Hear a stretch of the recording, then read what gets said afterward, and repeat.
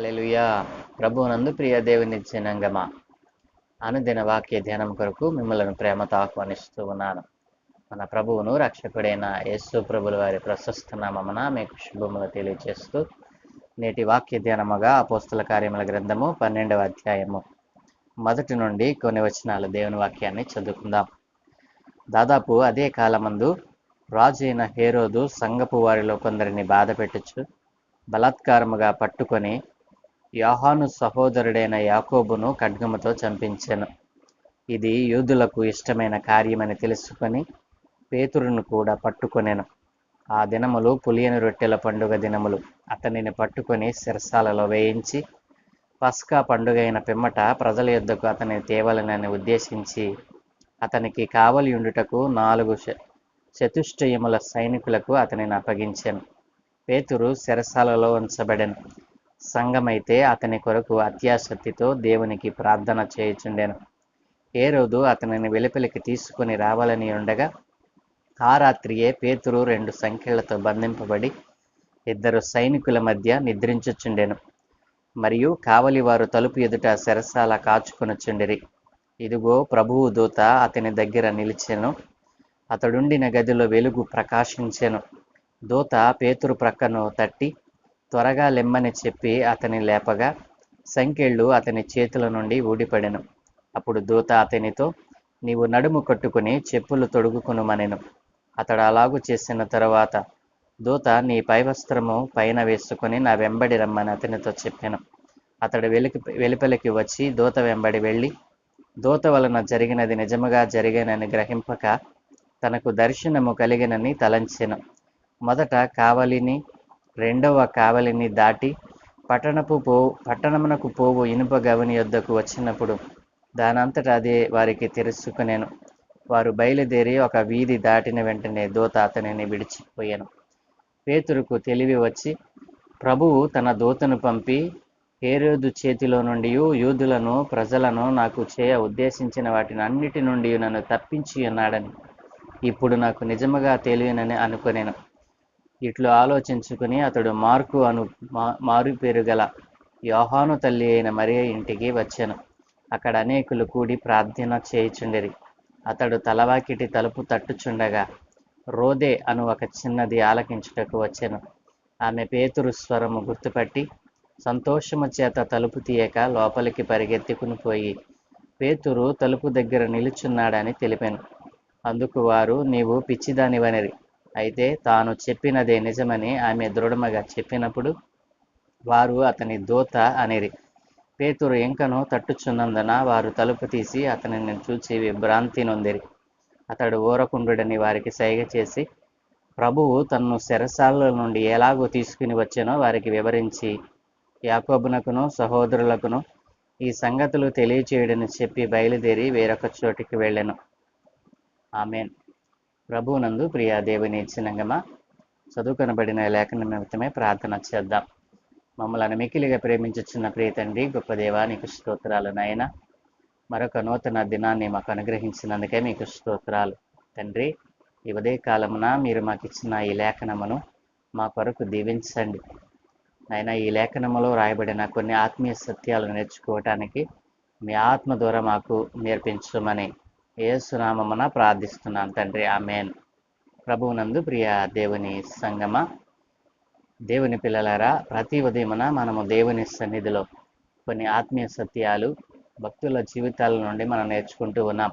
ఆది సంఘము దేవునిలో ఏ రీతిగా నిలబడి ఉందో, ఆది సంఘములో విశ్వాసులు ఏ రీతిగా తమ జీవితాలను ప్రభువునకు సమర్పించుకుని మరి సువార్త పనిలో విరివిగా పాల్గొన్నారో మనము అనేక విషయాలు ధ్యానం చేస్తూ వస్తున్నాం.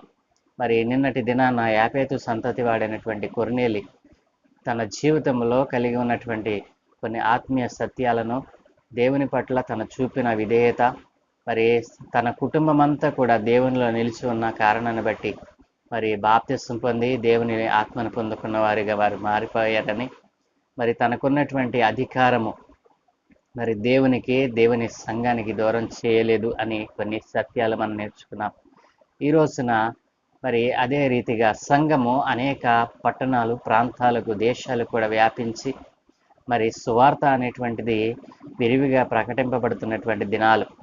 మొదట సువార్తను అంగీకరించిన వారు అంతియోకులో ఉన్నటువంటి క్రైస్తవులు. అంతియోకులో ఉన్నటువంటి క్రైస్తవులు మొదట మరి క్రైస్తవులుగా పిలువబడ్డారు. ప్రియ దేవుని జనాంగమా, సువార్త విరివిగా మరి అపోస్తలుల ద్వారా ఆయా పట్టణాలకు, ప్రాంతాలకు మరి విరివిగా ప్రకటింపబడుతున్నటువంటి దినాలలో మరొక వ్యక్తి సంఘానికి మరి వ్యతిరేకంగా నిలబడినటువంటి వ్యక్తి ఒకడున్నాడు. అతనే రాజు అయినటువంటి హేరోదు. రాజులు సహితము సంఘానికి వ్యతిరేకంగా లేచారు. ఆ దినాలలో సంఘము అభివృద్ధి చెందుతున్న కారణాన్ని బట్టి మరి సంఘములో మరి దేవుడు జరిగిస్తున్నటువంటి ఆశ్చర్య కార్యాలను వారవలైనటువంటి అపవాది అయినటువంటి దుష్టుడు అనేక మందిని సంఘం మీదకి లేపుతూ హింసను చెలరేగుతూ మరి ఆ రోజున సంఘాలను మరి సంఘంలో ఉన్న విశ్వాసులను మరి బంధించి చెరసాలలో వేయించి కొందరినైతే మరి చంపించి వేసి ఇలాగున సంఘాన్ని హింసపాలు చేసినటువంటి మరి కారణాలు అనేకములు మనకు కనబడుతూ ఉన్నాయి. ఆ దినాలలో మరి సౌలు ద్వారా ఏ రీతిగా సంఘము మరి హింసింపబడిందో అదే రీతిగా మరి ఇక్కడ మరొక వ్యక్తి సంఘాన్ని మరి పాడు చేయటానికి మరి ఆలోచన కలిగిన వాడిగా ఉన్నాడు. ఇతను ఎవరో కాదండి, సాక్షాత్తు రాజే సంఘము మీద లేచి సంఘములో ఉన్నటువంటి అపోస్తులను పట్టుకొని మరి చంపించడం, చెరసాలలో వేయించడం మరి తను పనిగా పెట్టుకున్నాడు. దాదాపు మరి రాజు అయినటువంటి హేరోదు సంఘపు వారిలో కొందరిని బాధ పెట్టడం, బలాత్కారంగా పట్టుకొని వారిని చెరసాలలో వేయడం. ఈ క్రమంలోనే యోహాను సహోదరుడైనటువంటి యాకోబును మరి బలాత్కారంగా పట్టుకొని మరి ఖడ్గంతో చంపించినప్పుడు, యాకోబును ఖడ్గంతో చంపించుట యూదులకు మంచిదిగా తోచినందున అదే క్రమంలో పేతురు గారిని కూడా చెరసాలలో వేయిస్తాడు. చెరసాలలో వేయించినటువంటి పేతురును మరి ప్రజల దగ్గరకు మరి అతనిని కూడా శిక్షించాలి అని అంటే అది పులియని రొట్టెల పండుగ దినాలు. మరి యూదులు ఆ యొక్క పండుగను ఎంతో భక్తి శ్రద్ధలతో మరి జరుపుకుంటారు. పండుగ దినాలలో ఏ వ్యక్తికి కూడా మరణదండన విధించరు. కాబట్టి ఆ కారణాన్ని బట్టి మరి యోహాను సహోదరుడైనటువంటి యాకోబును ఖడ్గముతో చంపించిన తరువాత పేతురును కూడా మరి చెరసాలలో బంధించమని ఆజ్ఞాపిస్తాడు. బలాత్కారంగా పట్టుకొని మరి పేతురును మరి చెరసాలలో వేసినట్లుగా మనం చూడగలం. అయితే పేతురు చెరసాల ఏ రీతిగా భద్రం చేశాడు అని అంటే 4 చతుష్టయముల సైన్యమును తనకు కాపలాగా ఉంచాడు. 4 చతుష్టయములు అని అంటే అనగా నలుగురుగా మరి 4 ప్రక్కల కూడా మరి సైనికులు పగడ్బందీగా కాపలా కాస్తూ ఉన్నారు. 4 చతుష్టయములు అంటే 16 మంది సైనికులు మరి పేతురు గారి చెరసాల భద్రముగా కాపాడుతూ ఉన్నారు. మరి చెరసాల కాపలాదారులు చెరసాల బయట వెలుపల లోపల కూడా మరి అనేక మంది సైనికులను అక్కడ ఉంచినప్పుడు చెరసాల మరి చాలా భద్రముగా మరి పటిష్టముగా పేతురు యొక్క చెరసాలను మరి పటిష్టం చేసినప్పటికీ దేవుని యొక్క దూత చెరసాలలోనికి వెళ్ళి చెరసాలలో ఉన్నటువంటి పేతురు గారిని బయటికి తీసుకుని వచ్చినట్లుగా మనం చూడగలం. ప్రియ దేవుని జనాంగమా, ఇక్కడ మనం నేర్చుకోవాల్సినటువంటి పాఠం ఏంటంటే మరి అపోస్తలుడైనటువంటి పేతురు గారు, దైవజనుడైనటువంటి పేతురు గారు మరి బలాత్కారంగా పట్టుకొనబడ్డాడు, చెరసాలలో బంధించబడ్డాడు అని తెలుసుకున్నటువంటి ఆనాటి సంఘం మరి భయముతో ఎవరింట్లో వాళ్ళు ఊరుకోలేదండి. వారు ఏం చేశారో తెలుసండి? 12వ అధ్యాయము 5వ వచనంలో రాయబడిన మాట, పేతురు చెరసాలలో ఉంచబడెను, సంఘమైతే అతని కొరకు అత్యాసక్తితో దేవునికి ప్రార్థన చేయుచుండెను. ప్రియ దేవుని సంఘమా, ప్రియ దేవుని పిల్లలారా, ఆలోచన చేశారా? ఎప్పుడైతే సేవకుడైనటువంటి అపోస్తలుడైనటువంటి పేతురు గారు మరి తమ సేవకుడు మరి బలాత్కారముగా పట్టుకొనబడ్డాడు, ఆపదలో ఉన్నాడు, మరి చెరసాలలో బంధించబడి ఉన్నాడు, 4 చతుష్టయముల మరి సైన్యము యొద్ద మరి పటిష్టమైన బందోబస్తు మధ్య మరి బందీ అయి ఉన్నాడు. కాబట్టి సంఘము, ఆనాటి సంఘము ఎంతటి ఆత్మ కలిగినటువంటి సంఘమో మనం ఇక్కడ ఆలోచన చేయవచ్చు. తన సేవకుడు మరి ఆపదలో ఉంటే, తన సేవకుడు బంధకములలో ఉంటే మరి సంఘము తిని పడుకోలేదండి. సంఘము మరి తన సేవకుని కొరకు అత్యాసక్తితో ప్రార్థన చేయుచుండేరి. ఒక్కరు ఇద్దరు కాదండి, సంఘమంతా కూడా ఒక ఇంటిలో కూడుకొని మరి అనేకులు ప్రార్థన చేస్తూ ఉన్నారు. అనేకులు ప్రార్థన చేస్తూ ఉన్నారు. ఎలాగో తెలుసా? అత్యాసక్తితో ప్రార్థన దేవునికి మొరపెడుతూ ఉన్నారు. దేవా, మా సేవకుడు బలాత్కారముగా పట్టుకొనబడ్డాడు.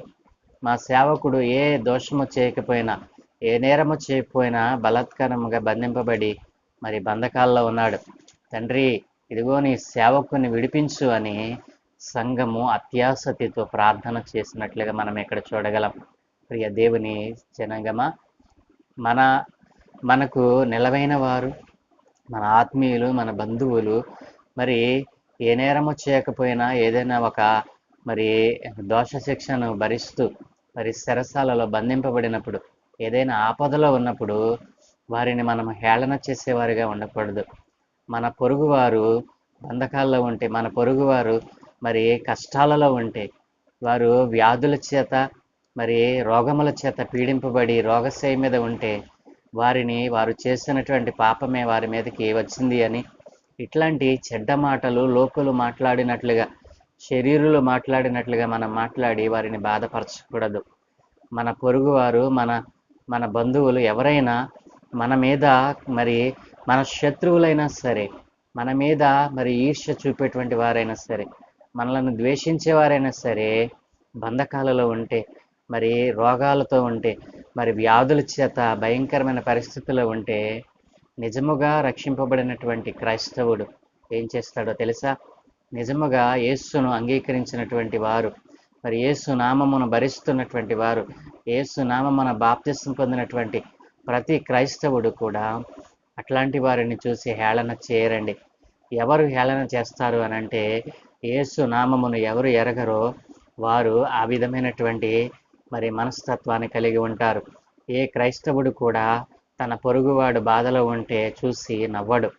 ఎందుకంటే క్రైస్తవుడు ప్రతి వారి కొరకు ప్రార్థన చేసేటువంటి మరి ఆ యొక్క భారాన్ని కలిగి ఉంటాడు. క్రైస్తవుడు ప్రతి వారి కొరకు విజ్ఞాపన చేస్తాడు.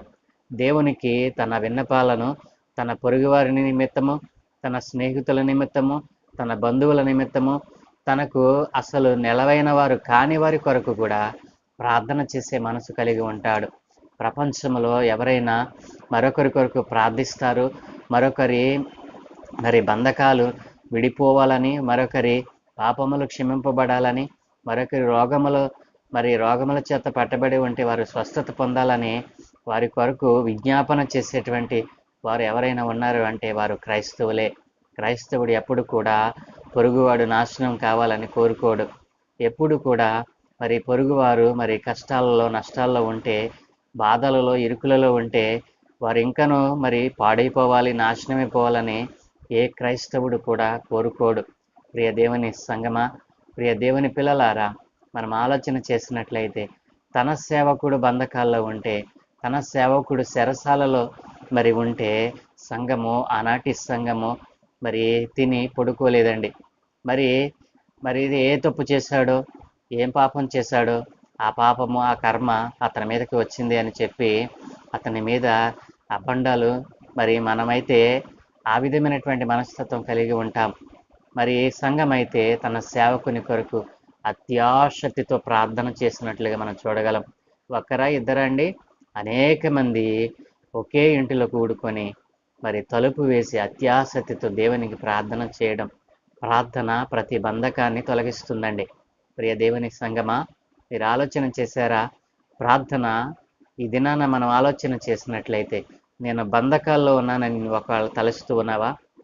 నేను ఇబ్బందులో ఉన్నాను, ఇబ్బందులు అనే కొలిమిలో నేను నలపబడుతూ ఉన్నాను, శ్రమలు నన్ను చుట్టి ఉన్నాయి, మరి బంధకాలు నన్ను బంధించి వేసి అపవాది చేత నేను మరి విదిలించుకోలేక నేను అనేకమైనటువంటి సంకెళ్ళ చేత, బంధకాల చేత పట్టబడి ఉన్నాను. నన్ను విడిపించేవారు ఎవరూ లేరు. నాకు నేనుగా ఈ బంధకాల నుండి విడిపించుకోలేను. కాబట్టి నా కొరకు ఎవరైనా సహాయం చేస్తారా? నన్ను ఈ బంధకాల నుండి విడిపిస్తారా అని ఒకవేళ నువ్వు ఆలోచన చేస్తూ ఉన్నావేమో. ఈ యొక్క మరి అనేకమైనటువంటి ఈ యొక్క దుష్ట కార్యముల చేత, మరి అనేక ఆపదల చేత, మరి కష్టాల చేత, శ్రమల చేత నీ జీవితం విసికి వేసారిపోయిందేమో.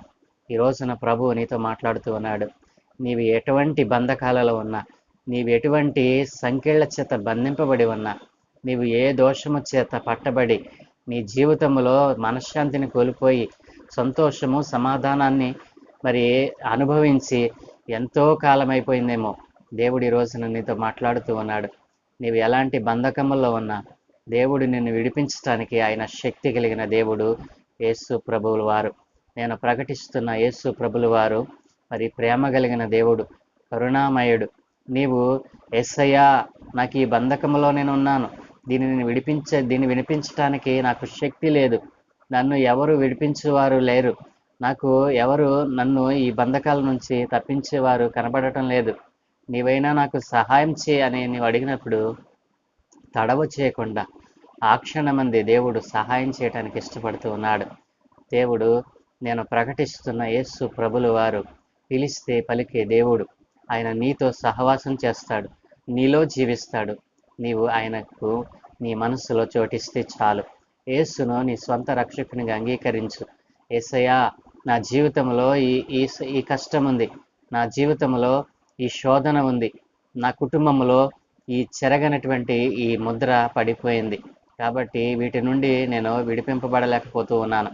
నా కుటుంబంలో ఉన్నటువంటి వారు మరి బంధకాలతో పట్టి పీడింపబడుతూ ఉన్నాం. మరి మా కుటుంబంలో ఉన్నటువంటి ఈ యొక్క బంధకాల నుండి మమ్మల్ని విడిపించి మమ్మల్ని విముక్తి చేయవా అని నీవు అడిగినప్పుడు దేవుడు తన పరిపూర్ణమైనటువంటి మరి కృప చేత నీ ఇంటిలోనికి వచ్చి నీలో ఉన్నటువంటి, నీ కుటుంబంలో ఉన్నటువంటి, నీ జీవితంలో ఉన్నటువంటి ఆ బంధకాలన్నిటినీ కూడా తొలగించి వేసి నీకు పరిపూర్ణమైనటువంటి విడుదలను దయచేయడానికి ఇష్టపడుతూ ఉన్నాడు. ఆ రోజు సంఘము తన సేవకుని కొరకు ఏ రీతిగా ప్రార్థన చేసిందో, మరి ప్రభువు దూత మరి డైరెక్ట్గా మరి 16 మంది సైనికులు మరి ఎంతో పటిష్టంగా ఉన్నటువంటి శరసాలలోనికి వెళ్ళిపోయిందండి. ప్రియ దేవుని సంఘం ఆలోచన చేయండి. ప్రార్థన దేవుని దూతను ఎక్కడికి తీసుకుని వెళ్ళిందండి? శరసాల లోపలికి. మరి శరసాల భద్రముగా, మరి ఎంతో భద్రముగా తలుపుల చేత మరి గడియల చేత బిగింపబడి ఉండగానే, కానీ ప్రార్థన దేవుని దూతను ఎక్కడికి పంపిందండి? శరసాలలోనికి. కాబట్టి ఈ రోజున ప్రార్థన ప్రతి బంధకాన్ని తొలగించదని మరి రుజువుపరుస్తూ ఉంది. కాబట్టి నీ జీవితంలో ఉన్నటువంటి మరి ఏ బంధకమైనా విడిపోవాలంటే, నీ జీవితంలో ఉన్నటువంటి మరి రోగము తొలగింపబడాలి అంటే యేసునామము ఒక్కటే మరి ప్రధానమైనది. యేసునామమున నీవు దేనినైతే అడుగుతావో దానిని దేవుడు నీకు అనుగ్రహించడానికి ఇష్టపడుతూ ఉన్నాడు. యేసునామమును బట్టి నీవు ప్రార్థన చేసినట్లయితే నీ జీవితంలో ఉన్న ప్రతి బంధకము తొలగింపబడుతుంది. కాబట్టి ఆ రోజున సంఘము తన సేవకుని కొరకు ఏ రీతిగా అత్యాశక్తితో ప్రార్థన చేసిందో, మరి ఆ ప్రార్థన మరి దేవుని యొక్క దూతను శరసాలలోనికి పంపి వేసి ఉన్న తలుపులు వేసి ఉన్నట్లుగానే తలుపులు వేసి ఉండగానే తలుపులు వాటంతటికి అవే తెరుచుకుని మరి పేతురును మరి గవిని చివరకు ఊరి వెలుపలకు తీసుకుని వెళ్ళినట్లుగా, శరసాలలో నుండి విడిపించినట్లుగా మనం చూడగలం. ప్రార్థన ప్రతి బంధకాన్ని తొలగిస్తుంది. ప్రార్థన ప్రతి సంఖ్యలను విడగొడుతుంది, ప్రతి సంక్లిష్టమైనటువంటి పరిస్థితులను మార్చుతుంది. కాబట్టి ప్రార్థనా జీవితాన్ని కలిగి యేసునామమున ప్రార్థన చేసిన వారి జీవితాల్లో గొప్ప ఆశీర్వాదాలు, గొప్ప విడుదల, బంధకాల్లో ఉంటే బంధకాలు తొలగింపబడతాయి, విడుదల దయచేస్తాడు. ప్రియ దేవుని జనాంగమా, ఈయన మాటలు వింటున్నటువంటి వారిలో ఎవరైనా బంధకాలలో ఉన్నారా? మీ జీవితంలో కుదరని రోగము చేత ఒకవేళ మంచం పట్టి ఉన్నావా? నీ జీవితంలో ఎప్పుడు కూడా సంతోషము, సమాధానము అనేటువంటిది మరి పొందని దానిగా ఉన్నావా? ఈ రోజున ప్రభువు నీతోనే మాట్లాడుతూ ఉన్నాడు. యేసు నామమును బట్టి ప్రార్థన చేయి. నీకోసం ఎవ్వరూ ప్రార్థన చేయకర్లా. నీకు నీవుగా యేసు నందు విశ్వాసం ఉంచి, యేసయ్య నన్ను స్వస్థపరచగలడు, యేసయ్య ఈ బంధకముల నుండి నన్ను విడిపించగలడని విశ్వాసముతో నీ గదిలో నీవే మోకరించి ప్రార్థన చేసినట్లయితే దేవుడు తన కనికరము చేత, తన ప్రేమ చేత, తన యొక్క ఆత్మ చేత మీ దగ్గరికి వచ్చి మీతో మాట్లాడి మీలో ఉన్నటువంటి ఆ బంధకాలను, మీ కుటుంబంలో మీ జీవితంలో ఉన్నటువంటి ఆ శోధనలన్నిటినీ తీసివేసి మీకు శాంతిని సమాధానాన్ని అనుగ్రహించడానికి ఇష్టపడుతూ ఉన్నాడు. ఆ రీతిగా నీవు ఇష్టపడినట్లయితే నాతో కలిసి చిన్న ప్రార్థన చేయి. సకల ఆశీర్వాదములకు కారణభూతుడైన తండ్రి, సర్వోన్నతుడా, పరిశుద్ధుడా, మీకు స్తోత్రాలు నాయన. ఏ మంచి లేని మా జీవితంలో మరొక నూతన దినాన్ని అనుగ్రహించినందుకే మీకు స్తోత్రాలు తండ్రి. ఆనాడు తన సేవకుడు బలాత్కారముగా చెరసాలలో వేయబడినప్పుడు, బంధకాలలో ఉన్నప్పుడు సంఘము మరి ఊరకుండలేదు నాయన. సంఘమైతే అత్యాశక్తితో అతని కొరకు ప్రార్థించినట్లుగా మేము చూసాము నాయన. సంఘము అత్యాశక్తితో చేసిన ప్రార్థనను బట్టి మరి దూత తండ్రి మరి చెరసాలకు వెళ్ళి తన సేవకుని విడిపించినట్లుగా మేము చూసాం. ఈ రోజున మా ప్రియ సహోదరి సహోదరులలో, వారి కుటుంబాలలో అనేకమైనటువంటి శోధనల చేత, అనేక బంధకాల చేత వారు పట్టి పీడింపబడుతూ ఉన్నారు నాయన. అట్లాంటి బిడ్డలందరినీ మీ చేతులకు అప్పగిస్తూ ఉన్నాను. ఎందరైతే బంధకాలలో ఉండి నాయన విడిపింపలేని వారిగా ఉన్నారో, అంధకార శక్తుల చేత బంధింపబడి ఉన్నారు నాయన, వారి జీవితాల్లో శాంతి సమాధానాన్ని కోల్పోయి ఉన్నారు. అట్లాంటి కుటుంబాలన్నిటినీ మీ పాదాల చెంతకు తెస్తూ ఉన్నాను.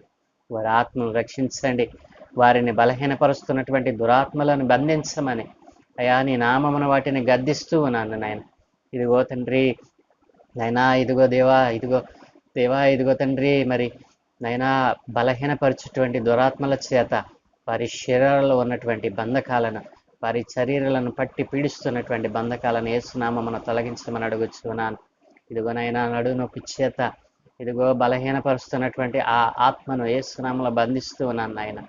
నడుము నొప్పి చేతను, కీళ్ళ నొప్పుల చేతను, శరీరంలో ఉన్నటువంటి అవయవాల లోపాల చేతను, శరీరంలో ఉన్నటువంటి అవయవాలు కుషించిపోవట చేతను ఈ రోజున నీ ప్రజలు నాయన మరి నశించిపోతూ ఉన్నారు నాయన. శాంతిని సమాధానాన్ని కోల్పోయి ఉన్నారు తండ్రి.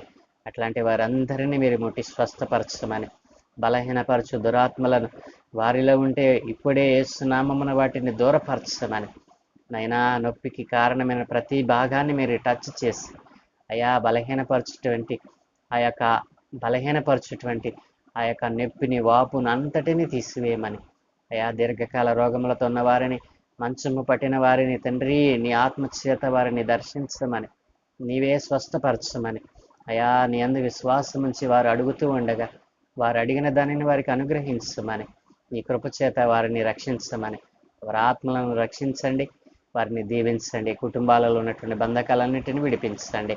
ఈ రోజున తండ్రి నీ వాక్యమును విన్న బిడ్డలందరినీ మీరు దీవించి మీ ఆత్మచేత నింపి నడిపించమని, ఈ దినమందు మేము చేయ పనులన్నింటి మీద మీకు అనుదృష్టి ఉంచి మీ ఆత్మను తోడుగా ఉంచి మీ దూతల కాపుదలను గ్రహించి నీవు మహిమ పొందుకోమని యేసునామమున ప్రార్థించి వేడుకుంటూ ఉన్నాను తండ్రి. ఆమేన్, ఆమేన్.